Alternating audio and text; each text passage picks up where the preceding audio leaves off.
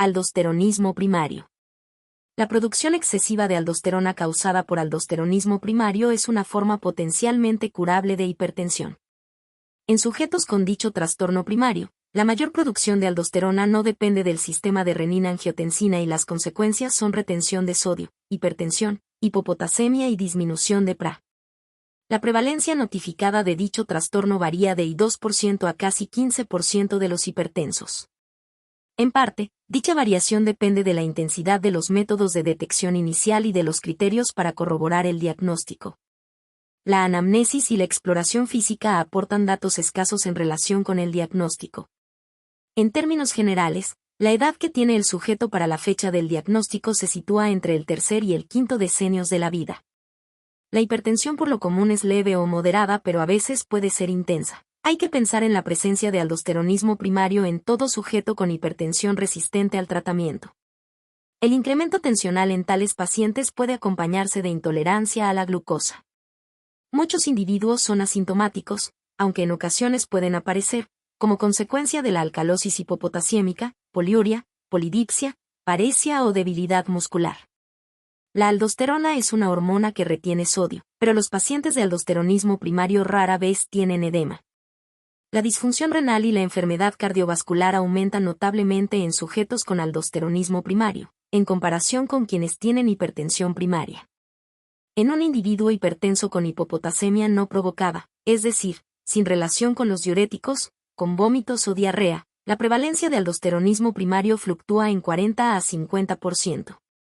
En personas que reciben diuréticos, el nivel de potasio sérico 3.1 mm/L, 3.1 mEq/L, también plantea la posibilidad de aldosteronismo primario. Sin embargo, la concentración de potasio constituye una prueba insensible e inespecífica de detección inicial.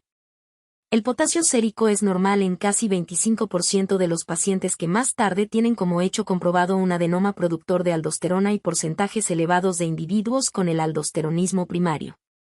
Por otras causas no cursan con hipopotasemia.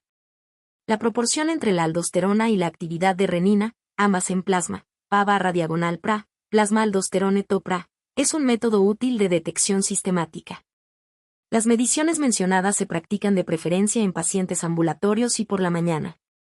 Se ha reportado que la proporción E30:1, junto con la concentración de aldosterona plasmática al 555 mol/L, 20 en G/100 ml, posee una sensibilidad de 90% y una especificidad de 91% de que se trate de un adenoma productor de aldosterona.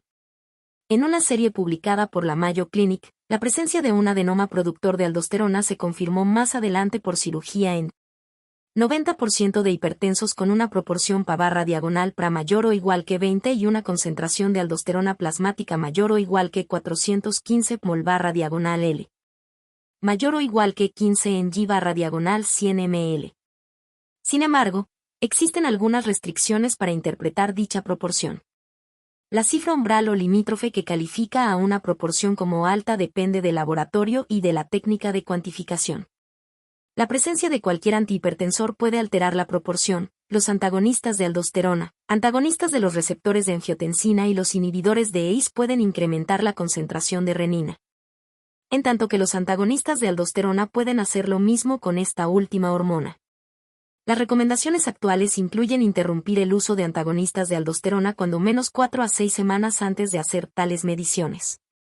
La biosíntesis de la aldosterona depende de potasio, razón por la cual es necesario corregir la hipocalcemia con complementos ingeridos de dicho ion antes de las mediciones seriadas.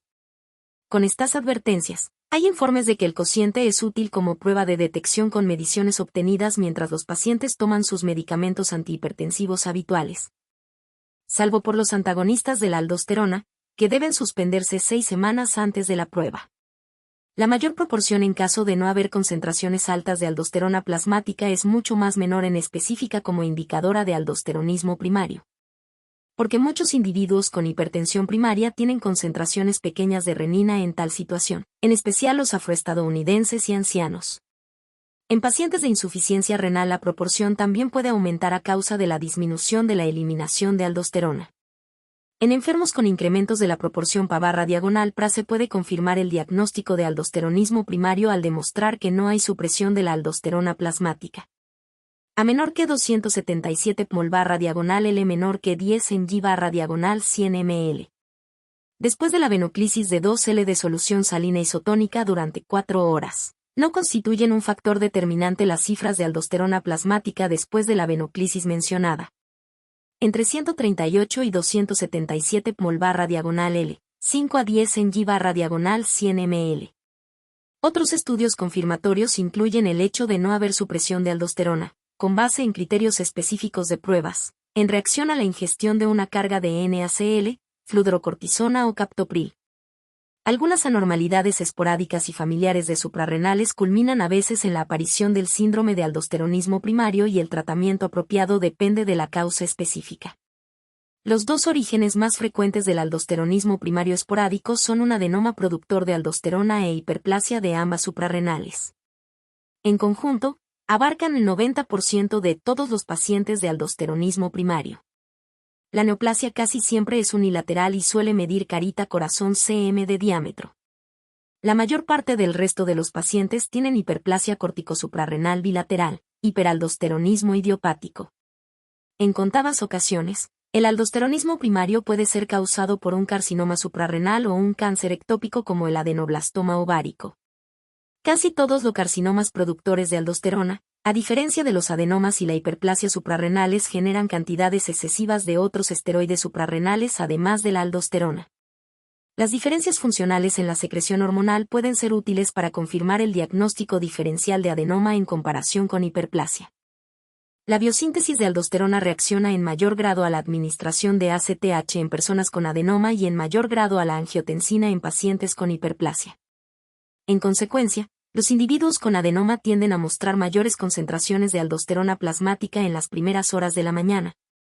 Concentración que disminuye en el transcurso del día y refleja el ritmo diurno de la síntesis de ACTH, en tanto que la aldosterona plasmática tiende a incrementar por la bipedestación en pacientes de hiperplasia. Lo cual refleja la respuesta postural normal del eje de renina/diagonal angiotensina/diagonal aldosterona. Sin embargo, se advierte superposición en la capacidad de tales mediciones para diferenciar entre adenoma e hiperplasia. Las formas familiares raras de aldosteronismo primario incluyen la forma primaria remediable con glucocorticoides y el aldosteronismo familiar de tipos 2 y 3. Los estudios genéticos pueden ser útiles en el diagnóstico de estos trastornos familiares. Es importante practicar CT de suprarrenales en todo individuo diagnosticado con aldosteronismo primario. Por medio de CT de alta resolución es posible identificar tumores incluso de 0.3 centímetros y muestra positividad en relación con un tumor suprarrenal 90% de las veces.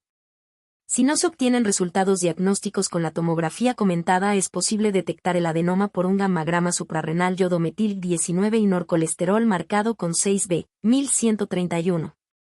Después de la prueba de supresión con dexametasona, 0.5 miligramos cada 6 horas durante 7 días. Sin embargo, la técnica en cuestión tiene menor sensibilidad con adenomas o 1.5 centímetros.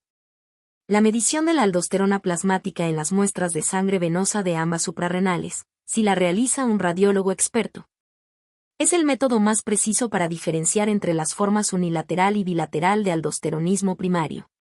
La sensibilidad y la especificidad de la obtención de muestras venosas de suprarrenales, 95 y 100%, respectivamente, para detectar hipersecreción unilateral de aldosterona, son mejores que las de CT de suprarrenales. Las cifras de buenos resultados van de 90 a 96% y las de complicaciones 2.5%.